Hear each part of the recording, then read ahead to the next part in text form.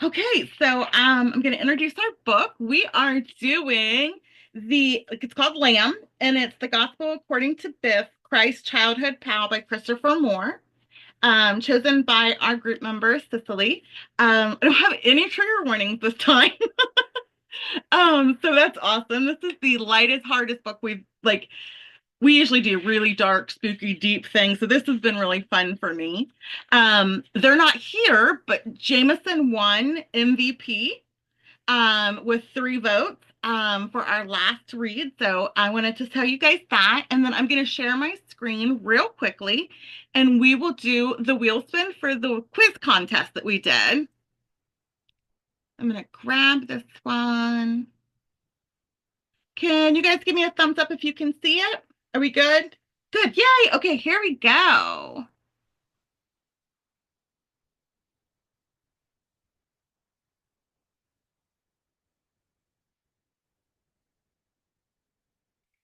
Yay. I'm glad you're here and that you got it. That's so awesome. Okay, I'm going to stop sharing. Okay, good. There we go. Okay. So I thought we could start with 2 questions. Your favorite quote or your funniest moment that you enjoyed the most, and we'll start with Aaron.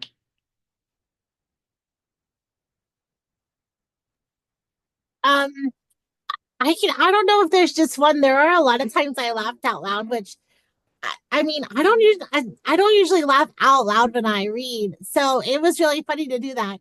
There were quite a few. I don't have any quotes, but I don't know, I just think it's so funny that he is obsessed with Mary, that he like loves um his, what is it? What is his name? What's his name's mom? Oh my gosh, why can't I Oh, think now? Joshua. Joshua, yeah. Uh-huh. Okay. So I thought that was super funny. I thought it was really funny whenever he went to, I'm trying to like not say words that my son shouldn't hear, but like they went and he was trying to explain to him sin Yes. with a woman. I thought that was hilarious. I also thought it was hilarious when he had to heal the man in his southern area. I thought that was, I don't know, I just thought it was so funny. I just kept laughing and laughing. There were so many funny parts. It's ridiculous. It is so funny. I was first listening it onto Audible, and I've had to go back to the book a couple times just to make sure I heard it correctly because it is that funny. How Yeah. about you, Karen? Did you have any favorite quotes or any funniest moment? Um, I thought that it was hilarious that the angel Ezekiel is like addicted to soap operas, and he's like he's like wanting the soap opera digest book and just um oh, and the other one that I thought was hilarious was when Biff is in the hotel room and he keeps trying to sneak in to read the Bible, and the angel tells him, why are you spending so much time in the bathroom? And then he keeps saying, I haven't had sex in 2000 years. And I was like dying. I was laughing It was hysterically. great. It was great. It was hilarious. I thought it was really funny because when I was in high school, I was obsessed with General Hospital. And I would get the soap opera digest, and he even says it at General Hospital's coming on. I thought it was really cute that he thought it was real, Yeah. and he's like, dude, this is not real. Oh, it was great. How about you, Melissa? Did you have any that like really stuck out to you quote wise or funny moments? I have a few quotes, but moment wise, it's definitely Biff, like constantly hitting on Mary or making your mom jokes. Like, that's just killing me. I know. But I had a few that were really funny. Like the one that was like, oh, where is it? It was something, oh, I would rather play with lepers than listen to this. That made me laugh so hard. But again, it was another mom that he was just talking about his mom. He doesn't really have a whole lot nice things to say about women's personalities, but he really loves sexualizing them. He's hilarious. And they say that right from the very beginning, like they're gonna go get him to do this, and they say he's an asshole. Like that was like what the angel literally said, I don't want to go deal with him, but he has to. How about you, Melody? Oh my gosh, so many things. I have read this book so many times, probably more than any other book. I even looked on Amazon. I've bought 7 copies of this book in the last 2 years, No. just for different people. Um, Karen, if you like the angel, Raziel, he's got his own book, The Stupidest Angel. Oh my Um, gosh. Christopher Moore, a lot of his characters show up in other books. They may not Okay. seem like it has anything to do with it, but yeah, The Stupidest Angel is really funny. So some of my favorite ones, I actually had some quotes.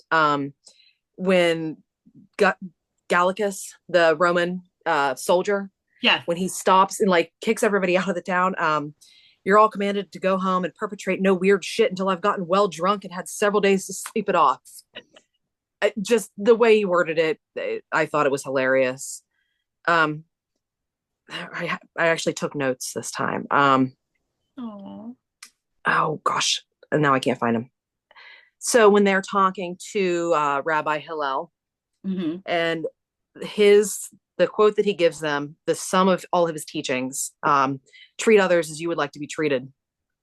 Yeah, Really, that pretty much sums it up entirely. that does. It really does. I don't even feel like there really needs to be any more to religion than that.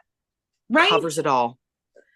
It, Um, it's across the board in every single sect of religion. So I find that fascinating. I like that core value. Yeah. and so few people listen to it. Yeah. um, and then Bartholomew the idiot, the village idiot. You think too much. Thinking will bring you nothing but suffering. Be simple. Oh, you're so pulling out pieces of questions I'm going to ask. I'm so excited to hear your thoughts on this. And Well, go ahead. good. I was just going to say that's exciting.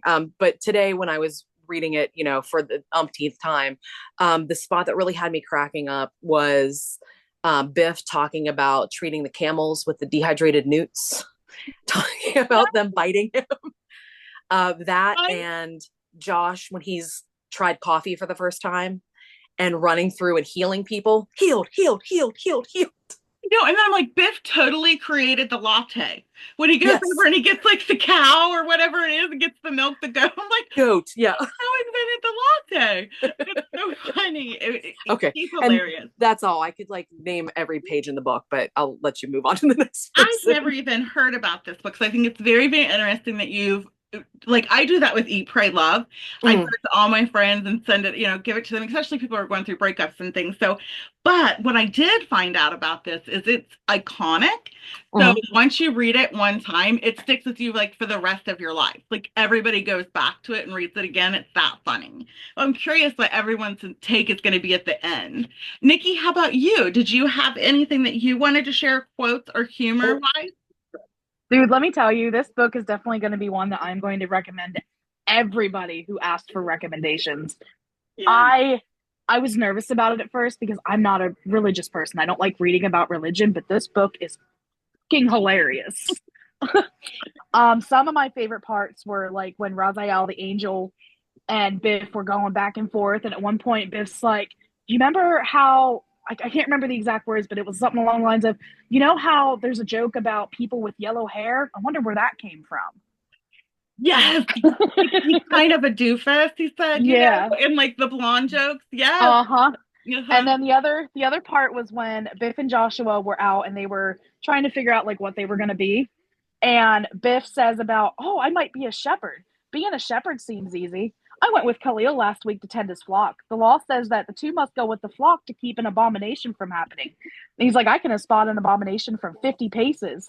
And then Maggie's like, "And did you prevent any abominations?" And Biff's like, "Oh, yes, I kept all the abominations at bay while Khalil played with his favorite sheep behind the bushes." I died when I read that. I love when he talks about when he wants to be a mourner and he starts singing. Oh my God, When the he starts dirges. Oh, he's a trip. He really I is. love He's it. the most lovable character, even though he is like a little turd. He's so funny.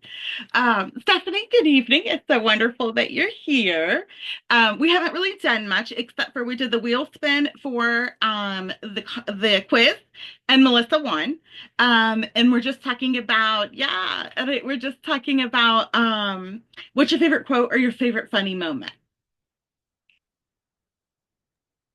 I didn't have any quotes, but I thought the dirges were hilarious too. My And then like Nikki was saying, going behind the bushes with the sheep, I was like, oh no. And then the lizards were pretty funny too in the yes. beginning, and then how it would just keep popping, it would be dead and then it would keep coming back to life. I'm just like, that's too funny. Oh, it's great. It's It hilarious. is a funny book. Oh, it is. There's so much. I'm so glad everybody's taking it so well. I was a little bit worried about like everyone said, like, oh no, how are we going to discuss religion? Like we're all so kind and it's safe, so I knew we could handle it. But I'm just glad it's lighter hearted than what I expected. I had two. My funniest moment was when Biff sees breasts for the first time without a baby attached, and he's like, they look so much friendlier in pairs. This is the greatest thing ever. And Josh was like, don't think about it. Um, and then my quotes were children see magic because they look for it. And then another one is from Biff, and it says, I've tried to get the angel to watch more MTV so I can learn the vocabulary of your music. But even with the gift of tongues, I'm having trouble learning to speak hip hop. Why is it that one can bust a rhyme or bust a move anywhere, but you must bust a cap in someone's ass? Is hoe always feminine and motherfucker always masculine while bitch can be either? How many peeps in a posse? How much booty before baby got back? Do you have to be all that to get all up in that? And do I need to be dope and fat to be da bomb, or can I just be stupid? He's too much for me. I just adore him. So we'll go ahead and get started on our questions. So my first one is Biff writes about little boy love, and this was one of the questions. This was somebody else's question too. But it is. I'm sorry, guys. I thought I got a little buzzer for somebody to get in, but I didn't. Okay. The cleanest pain I've ever known, love without desire or conditions or limits, a pure and radiant glow in the heart that could make me giddy and sad and glorious all at once.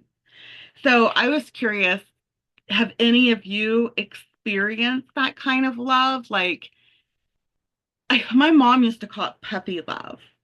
Like, but I was going to start with Stephanie and find out, like, do you get where he's coming from? Or unrequited love like that, where it's not returned?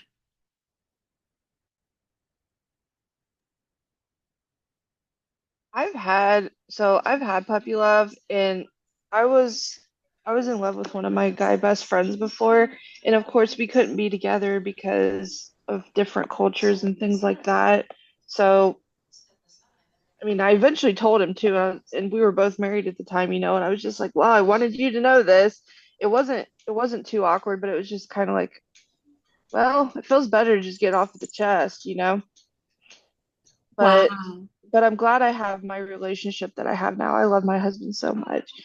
I I do. know. I know. Robert's amazing. Yeah. Nikki's team has done something amazing. I see the arms go up. Who are we cheering for? Eagles. Okay, okay. Now, which one is Taylor Swift's boyfriend? Which team? The Kansas Chiefs. So you like the other team? Okay. Yeah, I'm from Um, Pennsylvania, so I'm an Eagles fan. I gotcha. Isn't Pennsylvania the Steelers? Am I wrong? Steelers is Pittsburgh, Philadelphia Eagles are Philadelphia. Oh, they have their So own. they're both Okay. Pennsylvania. Like the Browns and the Bengals from. Okay, okay. So, have you had puppy love?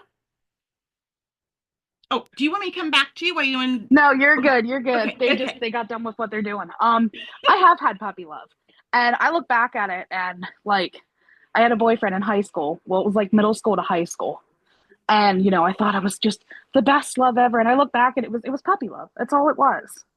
No, I know, but it's wonderful while it's happening. The purity of it, It and was. It right. was. And there was like no, like you think all these little things are like the worst thing that could ever happen, but it was like it was all little things. I know, I know. It's so innocent. How about you, Melody? Have you ever had that pure type of love that it's not sexualized? I think it's where he's going with it. Yeah, I think the closest for me would have been the crush that I had in grade school. And the guy was such a jerk. He, didn't notice me at all. If Jameson were here, they would know who I was talking about because we went to Really? high school together. I did not know that. Yeah. Oh, that's so um, cool. and I'm sure Jameson would be like, "What the hell were you thinking?" And But Jameson will call you out when you get bad crushes. yes, They call but I me mean, I out. was in like third or fourth grade, so I was young. Oh. Um, and the guy did not grow up to be any better. He was a couple years older than me. Mhm. Um, and you know, I thought I was just madly in love with this guy. Um, Puppy love, you know, you Yeah. the heart wants what the heart wants, Right? and the Right? heart's It's stupid always like that. sometimes. Yeah. And it feels so powerful when you're young like that, you know? It Um, was enough to make me write him letters and give him little stupid gifts that, you know, I'm sure just got dropped on the floor of the bus or made fun of with his friends. But, you oh, know, I love that though. It's so sweet. How about you, Melissa? Have you ever had an experience with it? Uh, I think what comes to mind is all through high school, being, a closeted, coming from a Christian Republican family, just being in love with your best friend for Oh, 4 years, and just the internal angst that goes along with, I love her, I want to tell her, but I can't because what if she's not, and what if I'm not, and just kind of being there for them always because of their best friend. And you're choosing them over everybody because you just love them so much, and just really looking back and being like, yeah, you were just really gay. right? I think you probably related a lot to the Women Could Fly, the relationship they had. I came out, I didn't know I was the lesbian until much later in life, didn't realize it. But I have so many friends that went through that experience. Like almost every single butch woman that I've ever known has gone through that. And I just can't imagine how hard that would be to be so close to somebody, and not be able to Oh yeah, it's develop it. definitely an Yeah. experience because they're so comfortable with you and they just don't know. So they're No, and you don't touching know. you, they're sleeping in the same bed, and then you're like freaking Ah, out.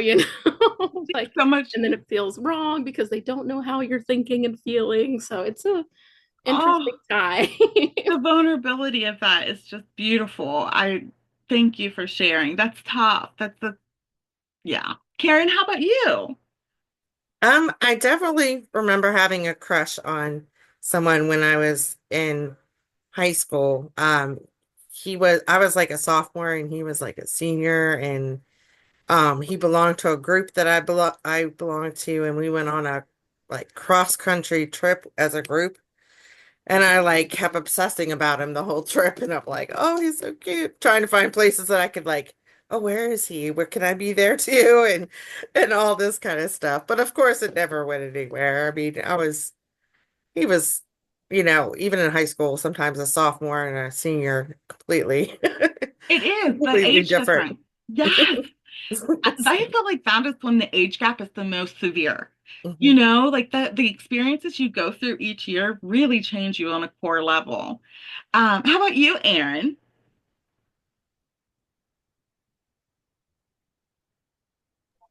Sorry, I'm having such a hard time unmuting today. Yeah, yeah. I was boy crazy when I was younger, but like always in love. So yeah, I had a lot of puppy love for sure, for sure.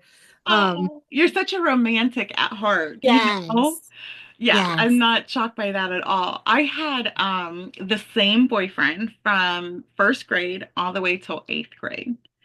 Oh, And he had to move to Newark and went to Newark Catholic, and I went to Bishop Reedy, which are two totally different high schools, and it destroyed me. I thought that I was losing the love of my life. The cool thing is that we're like best friends now. So at least there's that. Look at Nicholas's little underbite and Stephanie's. Look at his face. It's so cute. I love him so much. Thank you for having him be our mascot tonight since our rats aren't here, our rat babies. So Udi wanted to know, speaking of rat babies, as a mother, would you be able to just send your 13-year-old kid off to who knows where? And I think it's important to remember, answer how you are, but also think about who she was and what she thought. So we'll start back with Erin. Me personally, no, I never could. I want my babies to stay with me until they're 40. But her, I feel like she thinks that he's the Messiah. He thinks he's the Messiah. She knows it has to be done, so she's doing it. But Right. personally, I couldn't. Plus, anyway, I'm sure it was different back then. I mean, Maggie is already getting married, so people become those children become adults or men much earlier than they would now. So then yes, I can understand it. Me personally, not at all.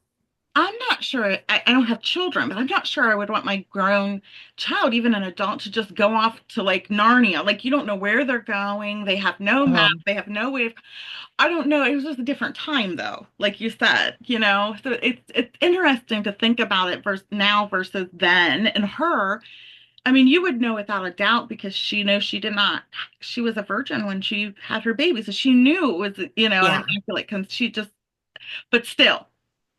Yeah. If I had kids, I'd want them to be with me till they were 40 too. How about you, Karen?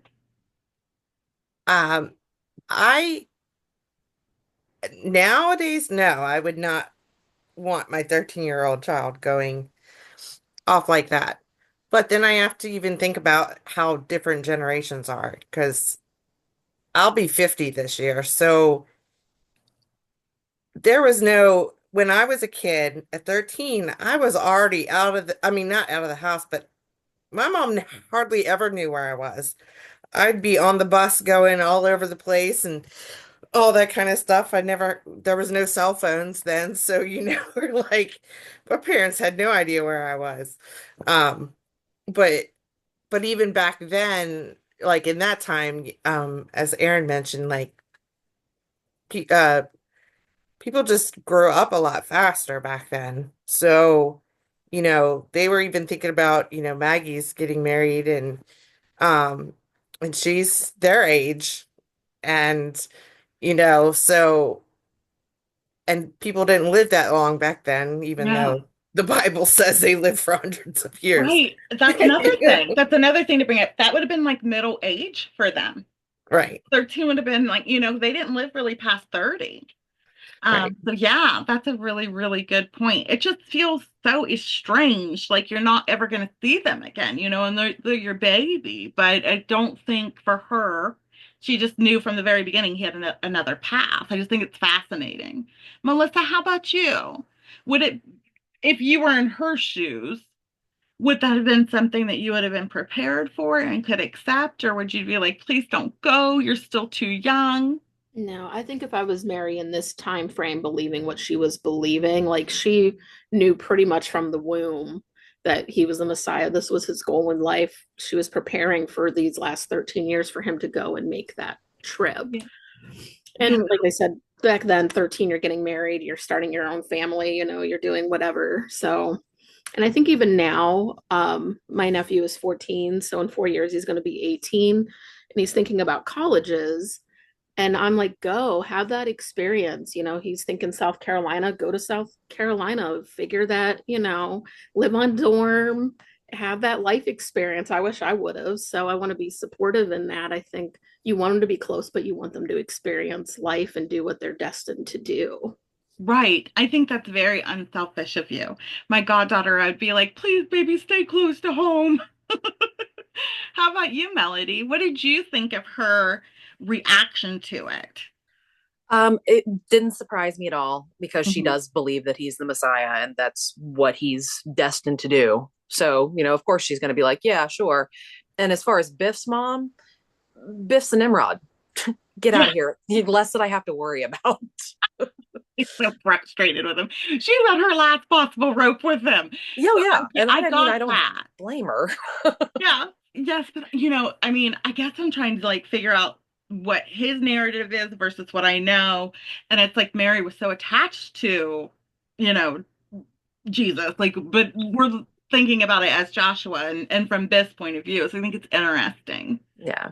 Yeah. Nikki, how are you? And it's Starla, right? Yep, Yeah, you're Starla. doing what you're doing with her right now, the cheeky kisses. I call those tonins because it's serotonin. Oh, yeah, it It's so absolutely cute. is, and she loves it. Mwah. Yeah. But I could not do it. Like my baby, nope. My daughter is 8. She's staying with me forever, whether she likes it or not. But at the same time, like I have a goddaughter who just turned 18 and she's clear out in California. And when she moved out there, she was about 16 and it was hard watching her go. Yeah, so hard. So, so hard. I don't know. How about you, Stephanie? I know that you were really close with your mom and you guys never really went too far from each other. So I'm really curious what your take is. So I think if I had kids, I think I would it'd be hard to let them go. I can't imagine that. And my mom, so there was one time where I was during a derecho when we didn't have electricity for like a week or something. And I went over to my friend's house. It was like a couple miles away, and she tracked me down because I couldn't get a hold of her. She's like, "What is going on? You need to come home." She was so worried, but I think in Mary's time that it makes sense because she does, like everybody else said, believe he's the Messiah. So she's gonna let him do whatever he wants to do. And the closest thing I have to kids right now are my nieces and nephews, and I want them to be able to do what they want to do and, have all the experiences because they deserve that. Right. They do. They do. Yep. I'm torn between my own selfish needs, like I'm like Nikki, you're never going nowhere, and then also wanting them to have a good, fulfilling life. It's hard, really torn. So my next question is, there is a question from Biff where he said, he's talking to Bartholomew. Is it Bartholomew? I don't know if I'm saying that right. But they were discussing where suffering comes from. And they believed, or he said, that it comes from desire. It all comes back to wanting something. And that's why, is it Bartholomew? Bartholomew? Why he doesn't want, why he's the town idiot, like why he doesn't have any possessions or any desires. What do you think suffering comes from? And we'll start back with Stephanie. I thought it was interesting that he was more philosophical than we thought he was. Right? He's smart. Yeah, Yeah. um, I think suffering comes from joy because I think you have to have both of them. So I don't think it's fully desire, but that could tie in with the joy depending on what it is. That's how I feel about it. That's very fascinating. Brene Brown studies that exact thought, that joy is harder for us to experience than loss. I think that's an interesting viewpoint. How about you, Nikki? Where do you think suffering comes from? Is it from desire? I mean, absolutely, because I mean, you can't feel one without the other. Like that's just not how it's going to happen. Hmm. Yeah, I think desire, comparison, the want for something that you don't have, that, me and Aaron were just Absolutely. talking about fear of missing out. Like it's a thing, and it's more prevalent now than ever. How about you, Melody? Where do you think suffering comes from? I agree with him. I think it comes from desire. Yeah, Suffering. You're hungry. You desire food. If you're living on the streets, you desire a shelter. He desired the love of Maggie, which yeah, was not going to happen. It it's all the things that you desire, that unfulfilled desires, yeah, yeah. and that definitely causes the suffering. That is true. That's very true. How about you, Melissa? Are you on the same page with that, or do you have another place where you think it comes from? No, I agree. It comes from even just basic desires, the desire to live, the desire for your family members to live, Right, all of right. that's the suffering. Definitely, I agree. Yeah. Good evening, Udi. It is so wonderful to see you. Hello. Everybody's had their dogs here just because we haven't had any rat babies. So we have Nicholas and Starla showing up for our mascots tonight. How are you doing? You got your rat baby. Hi, baby rats. I'm doing good. How are you guys? Everybody's doing really well. Just to catch you up, Melissa won the wheel spin for our quiz contest. We went over our favorite quotes in favorite funny moments. And now we are asking about Biff said him and Bartholomew went over where suffering came from, and they believed it was desire. Do you think it comes from that place? Suffering coming from desire. Mm-hmm. Like the things that you can't have, or comparison, or fear of missing out?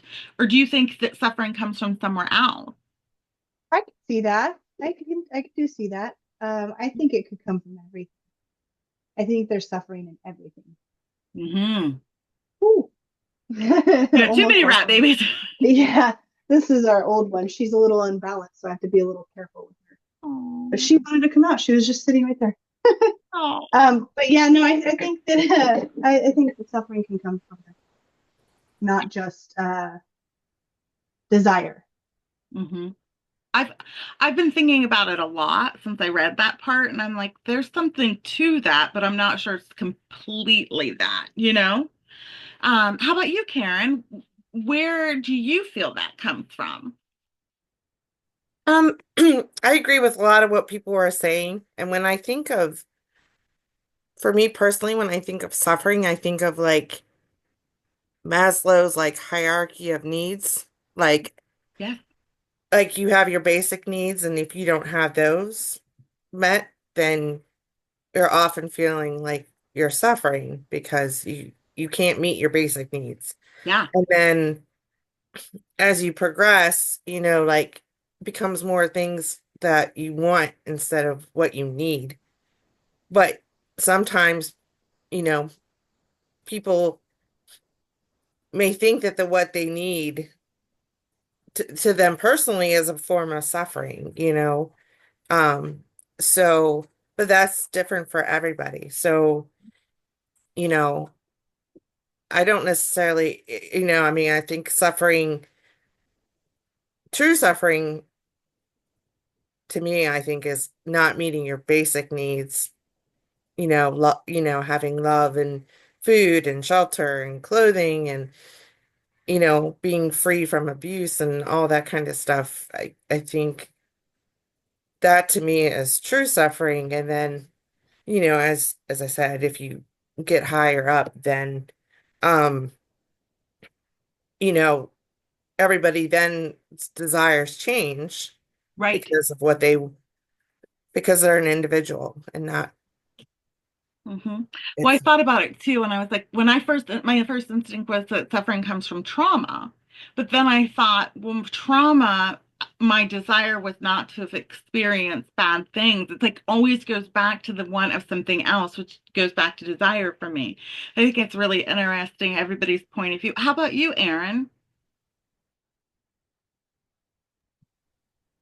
Yeah, I agree. I do think that's what it comes from because I feel like most people who, I mean, besides like like she said, having your basic needs met, I feel like the other when you feel like you're suffering, it's just because there are wants that things that you want that you don't have. And I mean, I guess you're not necessarily suffering. It's just you feel like you are. Just like we spoke about the other day, I had to like take a break because I was in this like, oh, poor me, and take a Mhm. break from social media because I was in this like headspace of poor me. All these people have such a wonderful life, and I'm struggling right now. And I don't think because if I wouldn't have looked at that, I wouldn't have even known, like, you can't miss something that you've never had. I guess that's what people say. So Yeah. if I wouldn't like trying to be keeping up with the Joneses, I'd be fine. But I'm thankful for what I have. It's Definitely. hard. It's convoluted. Yeah. You're right. And it's in our face all the time, right there on our phone, like constantly reminding us that we don't have XYZ. It's really hard to step away. You literally have to like shut it down to like look inward and be grateful for what you have. That's like Yes. where Stephanie was saying about joy is the way to flip that. Brene Brown says is gratitude. So the way to combat desire and suffering is to be thankful for the little things that you do have. It's just really hard, like Karen said with Maslow's hierarchy of needs. If you don't have basic the tiniest bottom of the row, like it's really hard to find any type of, joy. So the next question, Melody asked, Josh knew it earlier, but let's go with age 13. At that age, would you have been mature enough to handle something like being the Messiah? And Aaron, I'm curious what you have to say. Not at all. No, no, not at all. I wasn't mature enough to do anything at the age of 13, except for like, I don't even know, I don't even know what I was doing at 13, like hanging out with my friends and like I going on know. walks. I don't know. It's I such a wasn't, no, I definitely couldn't have. No, it's such a big thing. But then I think about it and I'm like, well, he was prepared from birth. Like Mary had been drilling it into his head. Like, and then imagine being like 3 years old or 4 years old and putting a a lizard in your mouth and being able to bring it back to life. Like it's weird. His conditioning is different than ours, you know? You'd Yeah. have to know something was special about you, just what, and understanding that. I think the concept of being a Messiah is a huge deal. How about you, Karen? Would you have been able to wrap your mind around, would you have been afraid of it? Oh, yeah, I at 13 definitely would not have been ready for any of that kind of stuff. Um, Again, it being a different time in realizing for us in these generations, 13 is a time of turmoil in your life. You're changing a lot. You have all these emotions and hormones Wow. going through you.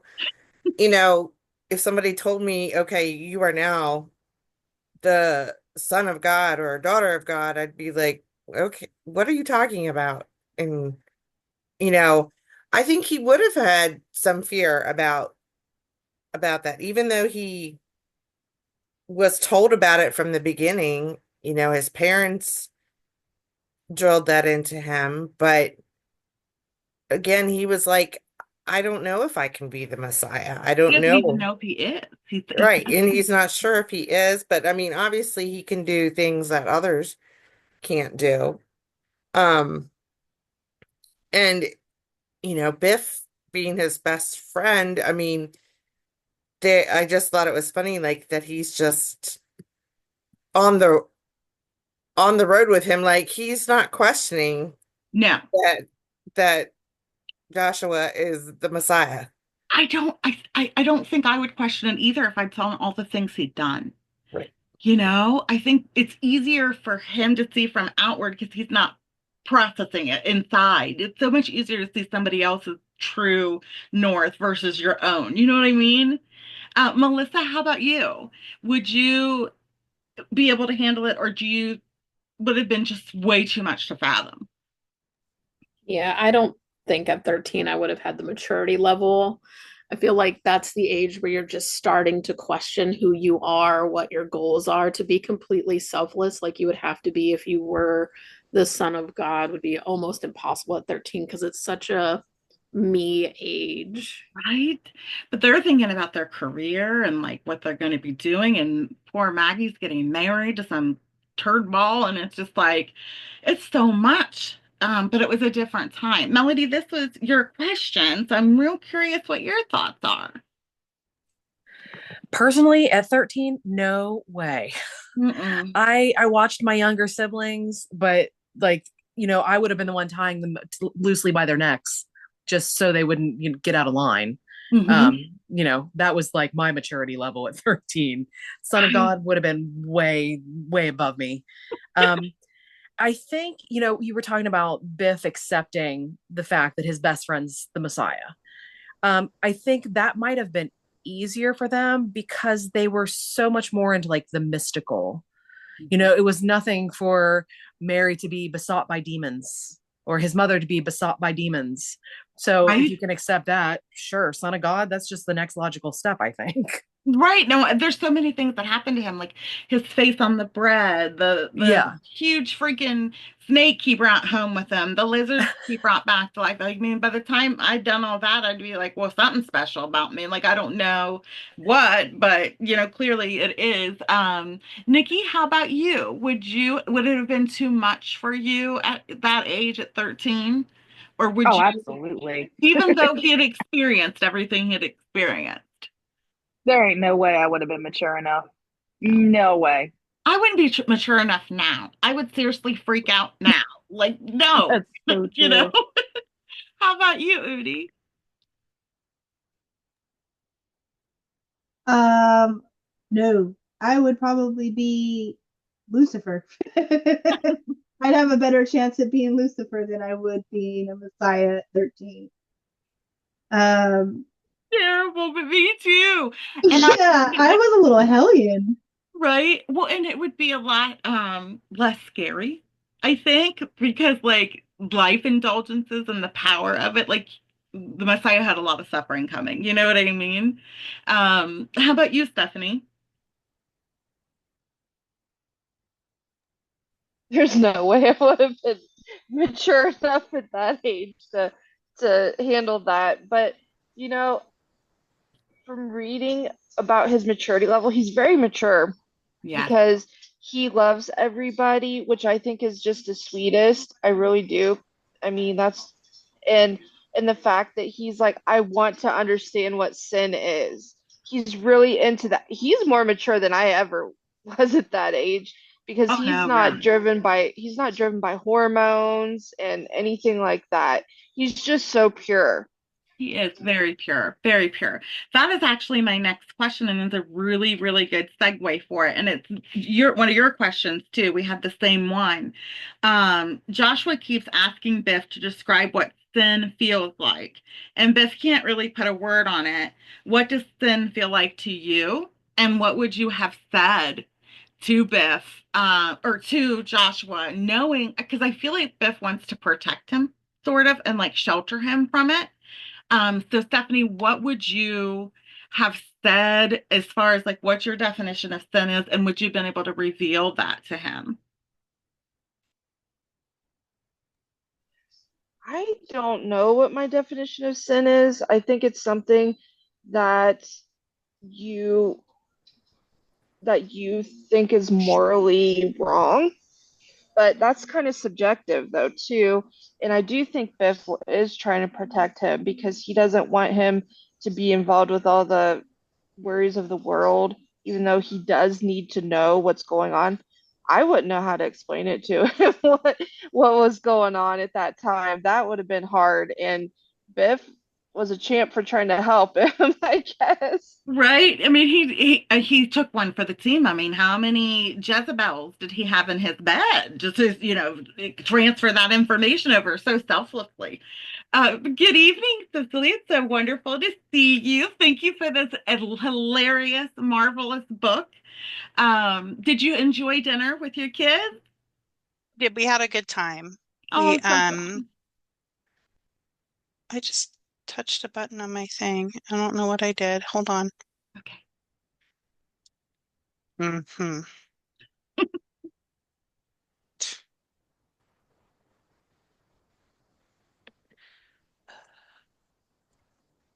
my God. What Did you close out of something? Is that what happened?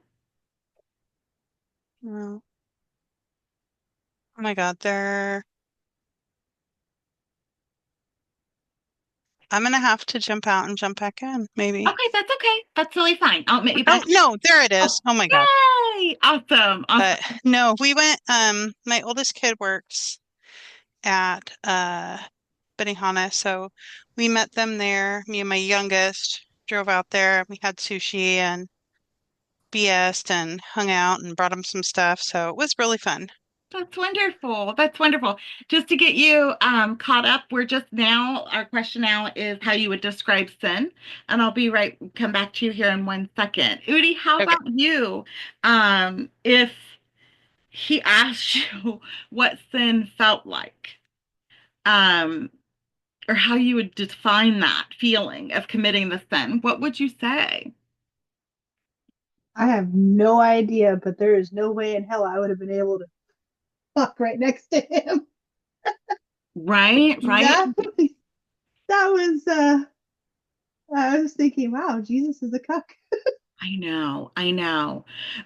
Nikki, do you have an idea of how you would tell somebody what sin is? Because see, it would be easy for me to tell somebody, but to tell the Messiah would be different. it would be hard for me just because I don't believe in sin. I don't I don't believe in all. I believe that there's good and bad. Like I would assume that sin is equal to bad. Like that's I guess the only way that I could see it. Yeah. In their context of what they define sin as, like in that time, um, that's interesting. I have my next question is going to go down that road. But it's their rules. Like let's call it that, like a disobedience of their rules. How would you explain to him what it felt like for you? I really don't know. Yeah, it's interesting. It's hard. It's hard. It is a big, big question. I mean, for me, my answer would be it's an indulgence of something that I know that I'm not supposed to do and could possibly cause harm. I like That's that. how I I feel. like But that I a lot. don't know if I'd want to tell the Messiah that. You know what I mean? Like, because by doing that, you're admitting you've done something wrong. Like, how about you, Melody? Well, they have very clear-cut rules as to what sin is, but like Nikki, I don't necessarily believe in sin. I obviously don't believe in the Bible. Their rules don't apply to me. Um, in that context, in that instance, they were talking about sex. And I mean, what more can you say than like, it feels good. I don't understand why it's a sin. And even Joshua said that in the Yeah. book. He said, why would the Lord make sin feel good, then condemn man for it? Yes, yes. And I think And that's where the New Testament part of this is going to come in and how yeah, he changed that. Yeah. he starts questioning. Yeah. And, like I told you, I used to be a Sunday school teacher, and it didn't last long because I told the kids, don't believe everything you read. Don't believe everything you hear. I don't care if the Bible says it. That doesn't make it true. Yeah. They went, yeah, you should probably not do this. But again, somebody else who relates to Lucifer. That's interesting. Melissa, how about you? What would be your simplistic version of what sin feels like to you? So, coming from Christian background, you're Mm-hmm. taught what sin is and what you should and should not do. So for me, I'm not Christian anymore, obviously. I'm not, I grew, but explaining that to someone else, it would be something that you were taught is not the right way to do something, but it's worth risking damnation or being turned away or being judged for because it gives you some type of positive feeling. Instant gratification. Mm-hmm. Mm-hmm. Mm-hmm. An indulgence of some sort. Yeah. How about you, Karen? Um, I definitely wouldn't be able to say all that in front of the Messiah. I just couldn't do it. My husband is looking at me strange as he walks in the room What are when you I'm talking talking about? about this. He's The one that you say don't exist? he said the one that I say doesn't exist. Oh my So, goodness. um, but yeah, I also came from a Christian background, so I was taught, you know, um, obviously from the Bible and of what was considered a sin. Um, it's interesting that I grew up, my mom was Christian and my stepfather was Jewish. Oh. And I think what really stopped me from following religion, organized religion anymore, was when my mom told me my dad was going to hell. And I was like, Mm. but why are you married to him then? I said, I don't understand. If you think he's Right? going to hell, why would you be married to him? I said, I don't understand. And then, of course, I had 10 million other questions about religion. Yes. So, you know, I don't even know what I would consider sin anymore because, I think my next question is really gonna yeah. delve into that. Cicely, how about you? What is sin to you? What does it feel like to you?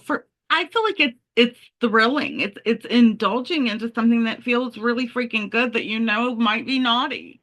But what do you So to me, and my religious background is all over the place. So And my current religious faith is also like a little bit of this, a little bit of that. We got like the whole buffet table of witchy stuff, and like I love Jesus, the Jesus in the book, but not the Jesus in the church. That guy pissed me off. But I think actual sin is when you are behaving in a way that is inauthentic to who you are. Oh, The I end, like full that. stop. Yeah. Everything else is the law, right? Yeah. And like sometimes you gotta yeehaw, fuck the law a little bit, but it's a Yeah. Yeah, little that bit. makes sense. I like that a lot. Um, and I was a Sunday school teacher too, which is super funny, but I also taught the kids. We had a like program that we were using that it was fine. It was all right. But I kind of used the program, but then it was like, but actual Jesus, like for Easter, one of the kids was like, "Is Jesus a zombie?" I'm like, "No, but that's a great question. Let's talk about it. Yeah, that's Let's valid talk about it." And because it was that like, is. here's the part where it says that Jesus loves it when you're like loud and joyful. So we're gonna sing this song, but it doesn't need to be stupid, like "Wake the babies, let's go." Like we had Yeah. a great time. It was like really fun. And I think a lot of that has left religion. Yes, it has, And we've unfortunately. made sin into something that is, if it feels good, you should feel bad. And Yeah. it's like, no, if it feels like inauthentic to who you are, it's probably going to hurt you in some way. I like that a lot. That's a great And perspective. so that's what I've taught my kids. So they've been real fun in other people's Sunday school classes. Oh, I think that's fascinating. See, I was raised Catholic, so anything that felt good was bad, you know? And that's where it came to me where I was like, it has to be an indulgence. How about you, Aaron? What would you say to him as far as what sin feels like to you? That's a really hard question because I grew up in a family who was like in and out of church, Yeah. but when they were in church, we were like in church, like you weren't we were like in a Pentecostal church. So like that's like fire and brimstone, if you sin, you're bad, you're going to hell. You have to do X, Y, and Z in order to get into heaven. So and in those years also I was very impressionable. So like that scared me. So I knew that sin was bad. If I sin, I'm going to hell. And there's no way around that. There's no way around that. So even now, as I'm an adult though, and I've like explored religion myself and realized that just like you guys have said, not everything you hear is the truth. I feel like now you just have to be a good person.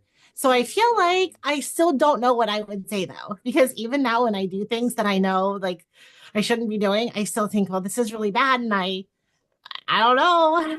I don't know. It's just because I have this like really weird relationship with God right now. So um I don't know what I would say. What my brain would say is sin is bad. If Yeah. you sin, you're going to hell. And I know that that's not like in my heart, I know that that's not true, but that's what He my was brain is really, saying really because that's what I've, young. That's very yeah, simple. And he's very simple. I think that yeah. would be something very on point for what he would say, right? Mhm. I think you're onto something with that because he's very immature in his faith so far. And so I think just saying like this is bad, I think that's what he's trying to get at. Like this is Yeah. so bad, I don't want to tell you what it feels like. And that's why he can't express it. But yeah, absolutely. My next question is a two-parter, and this is probably what we're going to end on because it's deep. So my first question is, who's your favorite character so far? And then the second part is, I wanted to know, and some of you have led into that a little bit, what your core or upbringing or your most dominant faith was. Have you read the Bible? And does the book bother you at all? Does it, is it felt offensive? Because that's like one of the number one book club questions for this book does Mhm. it bother anybody? The consensus is usually no, but I'm curious how you guys feel. So who's your favorite character? And we'll start with Aaron. Biff, obviously. I love his brain. I love the way he thinks and he speaks, and I love it. It's so funny.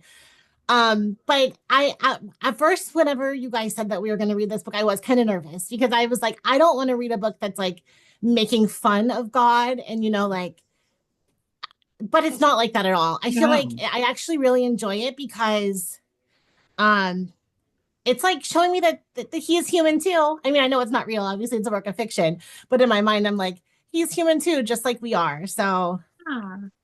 you know, yeah. What else am I missing from that question? So yeah, so you kind of answered a little bit of it because in your core being, Oh, yeah. so I'm taking it as you believe that Jesus is the Son of God and was human, right? Am Hmm. I perceiving that correctly? So is that how you? I know you have a little bit of like confusion right now, and like you're evolving into something different. But is that what you Hmm. had when you were younger? Yeah, and that's what I still think. I do. I think Jesus is the Son of God in his human form. I think that ultimately, I do believe in heaven. I do believe in hell, but I think to get to heaven, you just have to be a good person and you have to try your best and be kind and be nice. And not everybody's perfect and nobody has to be perfect. And I think the strive for perfection is unrealistic. And I don't think that it's fair to put standards on people saying that you have to like complete these certain steps in order to get to heaven. Because I think heaven is, you know, a special place that everyone gets to experience as long as you're not like an evil person. I think you have one of the purest, sweetest hearts of anybody I've ever known. And you're one of the least jaded people, even though you've been through your own trauma and battles. I think it's really cool that you still hold on to pieces of that because so few of us do. In fact, statistically, Gen X, I think most of us are they grew up believing and now are non-believers. So I think you might be the rarity to this question. So I'm curious what Cicely will say. Okay, you got to give me the question again so I actually Sure. answer it instead of That's just okay. talk. So we'll start with the simple one. Who's your favorite character? Biff, Biff. Okay. Okay. hands down. Oh, I love I that. get him. And the second part of it is what like as a child and in your teens, like what you formed for your religion, right? Or your faith or whatever it was, or not lack thereof. What was that stuck with you through adulthood? And because of that, is the book relatable? Does it offend you? Like where is it like 'cause if you read the Bible, do you have comparison? I'm Oh, curious yeah. where you're coming from. I've read the Bible. I've read the Bible front to back a couple of times. Some of the books are just like, oh God, make it stop. Like, Right. I don't care who begat who. I truly do not. Mhm. But I don't. I had kind of a funny upbringing with that because I think my mom was looking, right? She became a Catholic when I was already an adult with children of my own. She converted to Catholicism partly because she really likes their social justice work, right? My mom is like this badass activist in Seattle. I love it. Um, and my stepdad is like a musician and a magician, and he's been reading the history of humans since he was a teenager. And he's like, I think in medieval times now, because there's a lot, So it's just as like he more finds it, not like Darwinism. on a track, like his personal track. And I think my father's God was family, really. And then he became a Catholic later in life because his wife was raised Catholic and started going to church with her after all of us were grown and gone and like so we had like a funny upbringing with religion. We had exposure to a bunch of different ones. There was a huge poster of Krishna and all his babes that was mounted on this wooden thing that had a frame built around it in my childhood home in the living room for like most of my life.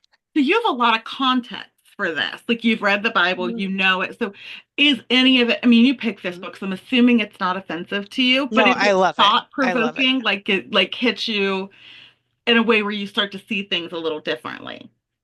I love it so much because I do, like I said, I love Jesus, the Jesus of the Bible, that's my dude, right? But I Yeah. also see the Jesus of the Bible is like this brown-skinned activist who's unhoused and is he's hanging out with all the same people that I hang out with at work, right? Like that's my guy. I love that guy. I love that. I love that. Um, but I love all the other guys too, and I kind of like how this book is written and brings it into a much more, like Aaron was saying, it's a more human perspective and um, makes it relatable. Mhm. And I like how Biff is like a honestly pretty normal person. Yeah, Like if you think about people that age, like yeah, that tracks. yeah. Like the age that they're at right now in the book, like that's I like how genuine and real he is. I love that people like yeah, that. Yeah. that's what he would be doing if he could be. Yes. And I Joshua is still just like friends with him. He's like, oh, yeah, okay. yeah. I That's my think guy. it's cool. I'm curious if anybody here has not read the Bible or not have any, like completely atheist agnostic, what this book would be like to them and how foreign that would be, you know? Karen, how about you? So who's your favorite character? I don't know. I think it's a toss-up between Joshua and Beth. I like both aspects of them. Um, Joshua, because to me, I think a lot of people are saying like he's innocent and he doesn't really know a lot about anything. I mean, Right. like Biff does, and I think the two of them together kind of balance each other. They Um, do. Yin and yang. Yeah. yeah, so I kind of like them both the same. Um, so the other question, as I mentioned, I grew up in a, with a Protestant mother, and I grew up in the Lutheran church. Mhm. But my mother switched denominations a lot. Um, except for we didn't go Catholic. And my stepfather was Jewish, so I've been to synagogue before when I was a kid, and I went to a Jewish camp. Um, Wow. so I had that experience too. We would put up the menorah for Hanukkah, but we didn't celebrate Hanukkah, which was always funny.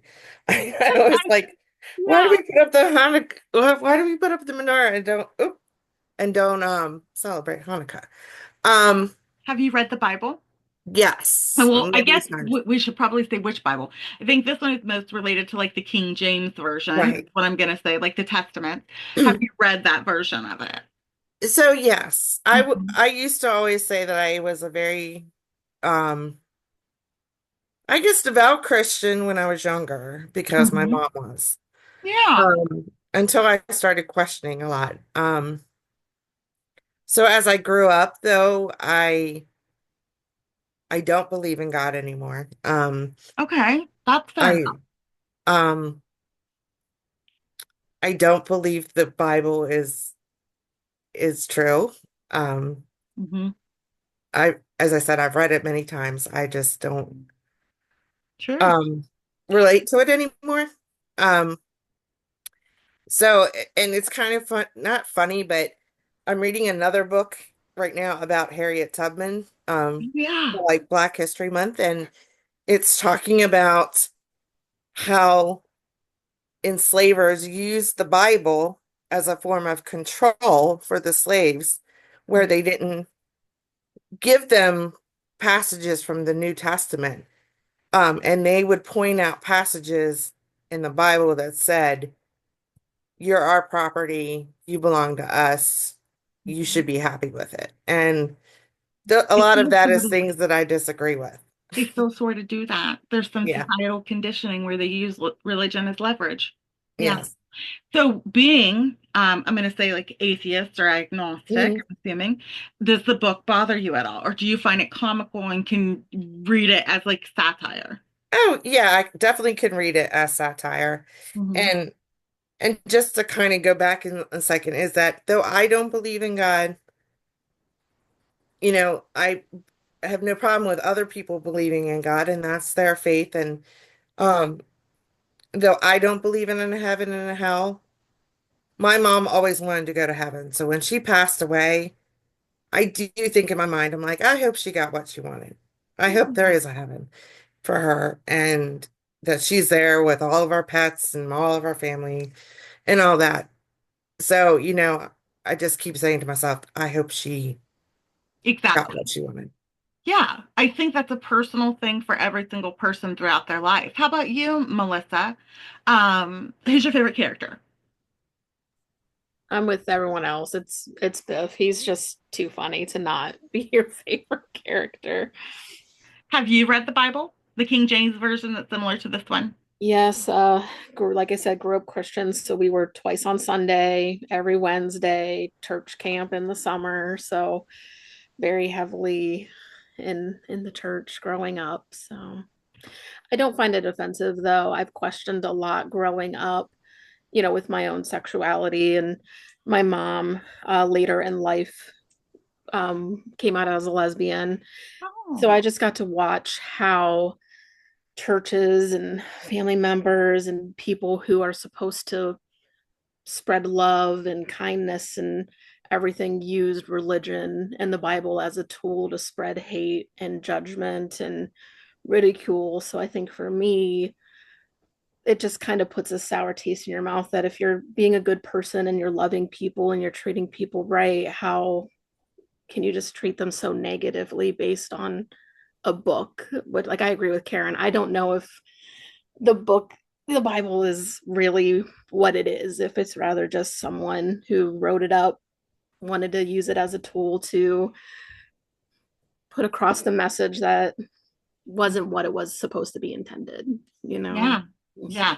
I was at the pumpkin show and there was and I don't know if she was a nun or she was some type of religious Mormon, I don't, some kind of religious recruiter. And I had on a Wiccan shirt of two lesbians kissing the tarot card saying lovers, right? And she walks up to me and she wants to give me her pamphlets. And I'm just like, that's just you've knocked on the wrong door today, lady. Like, no, just keep on cruising. And she's like, well, don't you want to believe, don't you want Jesus to save your soul? And I'm like, I love your Christ. I just don't like your Christians. And it took her about 5 minutes to figure out I was saying I didn't like her. She just Mm-hmm. stood there like, and it's just like what you're doing with it is it's rude and wrong, but that's just my feeling on it. Like I love Christ. I love Jesus. I love the theory and who he was, but I don't like what they do with it. It's cruel. Exactly. Mm-hmm. How about you, Melody? So Gandhi, who wasn't a great person, said something very similar to that. Um, Really? yes, he said he was talking to someone. He said, I like your Christ. He said, your Christians are so unlike your Christ. Yeah. Favorite character, of course, Biff, but I also have to give some props to Joseph. Um, Okay. he's pretty laid back for everything that he had thrown at him. For real. And You have I to kind of be. have to respect that. He just goes with the flow and he's like, okay, whatever, this is just how my life is. Yeah, no, so you've actually sent this out. You've bought it several times. You've read Yeah. it a couple of times. So you clearly like the book. You don't find any type of uncomfortableness. And you've read the Bible, like the King James version, I or have I found it to be a pretty poorly written work of fiction. Um, okay. I think Jesus might have actually been a real person. I don't necessarily think he was the son of God. And as far as the Bible goes, did you ever play that game Telephone when you were a kid? Yeah. Where you whisper in somebody's ear and they whisper in somebody's ear and they Oh, whisper in somebody's yeah. ear. And what starts is not anywhere close to what ends. Yeah. I feel like that's how the Bible has been. Okay. Yeah, that is interesting. It's very different from what I was taught, but we'll get to that. Nikki, Okay. how about you? Who's your favorite Okay, character? so my favorite character is Biff, hands down. Love him to death. I think I might be the only one in the group so far that has not read the Bible. Oh, cool. I mean, not cool, but like I'm curious. But yeah, so I've tried. So growing up, we were a Christian. I use that very loosely because we didn't go to church. Around high school-ish, I started going to youth group because my friends were going, and I'm like, let's just check it out. And throughout high school and yeah, youth group, like we would try and read passages, and I would start, and then I would get bored, and I would just kind of like daydream the rest of the time. Like I could not get into it. It's not an easy read. No. No. And then as I got older, I've wanted to try religion. I've always wanted to see what it was like. So I had, I had an ex-boyfriend. I went to Catholic church with him. Felt like I was in a cult, ran away. It probably was not the Um, greatest one to start with. no, especially because it was Christmas Mass. So that was not good first impression. Never went back. And then I tried studying. I told you about I tried studying Wicca for a little bit, and I'm like, okay, this is more my style. But then I fell out of it because there was nobody else around at the time, and I was just kind of on my own. And You may have found social your media, people. yeah, social media wasn't that big then. We had MySpace. That was it. A lot of witches Um, in Cozy Corner. Uh-huh. yeah. So as time went on, I've had a lot happen to me, both in my childhood and my adulthood, that eventually I just gave up on it. And I never kept the Bible, never tried to read it again, just kept throwing it down. Mhm. And for the longest time, like I thought atheist agnostic in a way, but I found that I'm more of a secular Yeah. humanist. I can see I that. just believe just be a good person. Like that's all it comes down to me. How does the book make you feel? Is it hard for you without having context? I find Haven't it read much of it? Yeah. like the few times that I did attempt to read the Bible, to me, it's just a bunch of stories that somebody threw together. Like that's the way I see it. But reading this, to me, this is a wonderful work of fiction. Like I love it. It Yeah. makes me laugh, but I don't believe in anything of it. That has to be, yeah, that's interesting. Thank you for sharing so much of it. I can definitely see the humanist standpoint from you. Absolutely. How about you, Udi? I'm dying to know. So who's your favorite character? I like Biff. Yeah. Biff is hilarious. He makes me laugh, but I do have to give credit to Joseph for or Joshua for being so laid back and chill with being the Messiah, dude. There's no way in hell I would have been able to do that. Dude's been through it. Yeah, I there's no way. And he was making me laugh like healed, healed, calmed. I'm just like you're the shit, dude. I Tell wish me I could do that. Just about smack that your bitch in the face, upbringing. get the demon, be gone. I'm just like, can you smack me? Get rid of my demons now? Uh, there. What was the second question? Tell me about have you read the Bible, the King James Version? What was your faith as, growing up, like the core part of you? What do you refer back to? And does the book bother you at all in that way? So I don't think I've actually fully read the Bible. I know like the main passages, like the burning bush and stuff like that, but I don't know too much about it. They tried to force it on me a lot when I was a kid, so I just said, "Fuck you, no, thank you. I don't want to do that."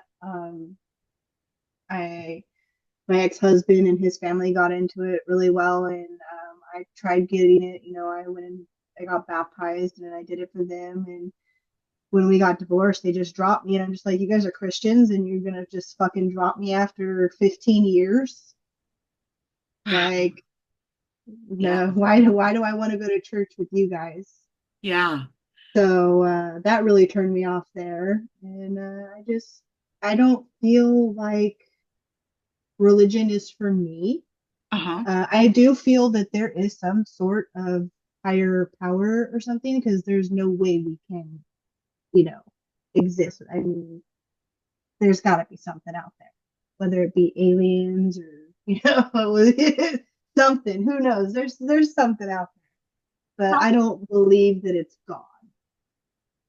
that's interesting. So how's the context of the book for you? Is it difficult to like read and like is this boring or is it fascinating and funny or I think it's hilarious. it is I'm really freaking dying. Like, from what I know of the Bible and the way he is interpreting it, like, I'm learning things that I didn't know. But he's putting a funny twist on it. And I like it, kind of reminds me of the life of Brian, Monty Python. Yeah, And biggest dickest. Like, yeah. I'm dying laughing. I'm listening to it too. The guy that is audio narrates it is Fisher Stevens, and he is freaking hilarious as it is. I love him. So Oh, listening to him narrate it, it just makes it even 10 times that's wonderful. How about you, Stephanie? Who's your favorite character? So it's a tie between Biff and Joshua. It Hmm. is. I don't know. Biff is so hilarious, but Joshua's just he's so innocent. And I just love that he just wants to hurt, help everybody. I love that. I know he And reminds me of you.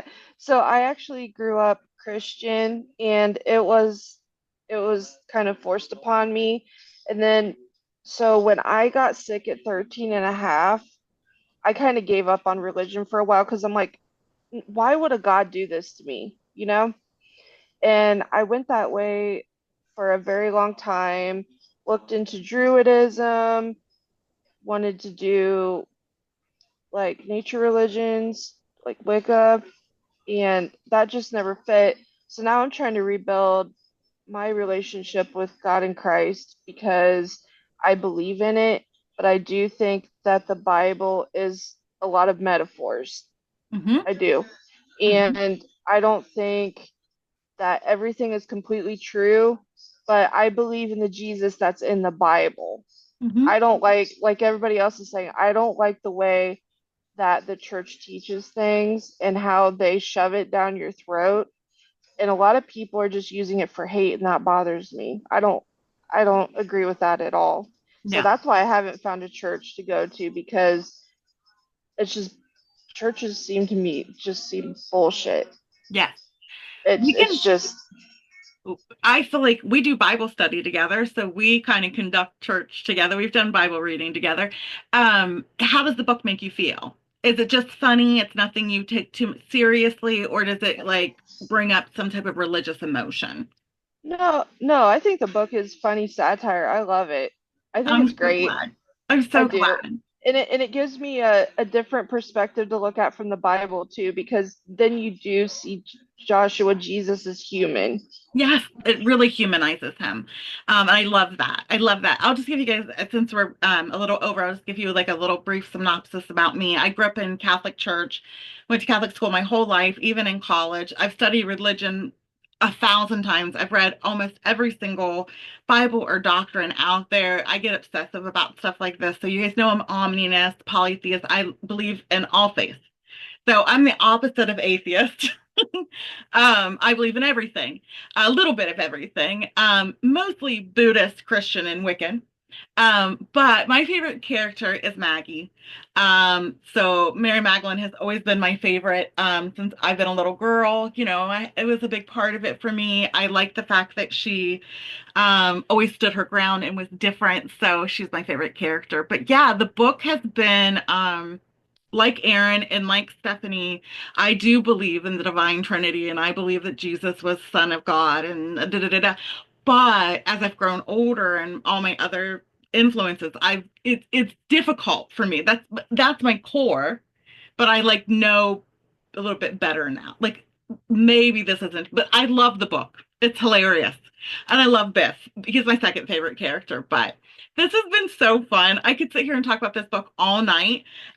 So we will read, I have it marked for us. We are going to read sorry guys, my little post-it must have fallen off. To the end of chapter 21. So from the end of chapter 11 to the end of chapter 1 for next week. Does anybody have any questions or anything you guys want to ask or discuss before we go?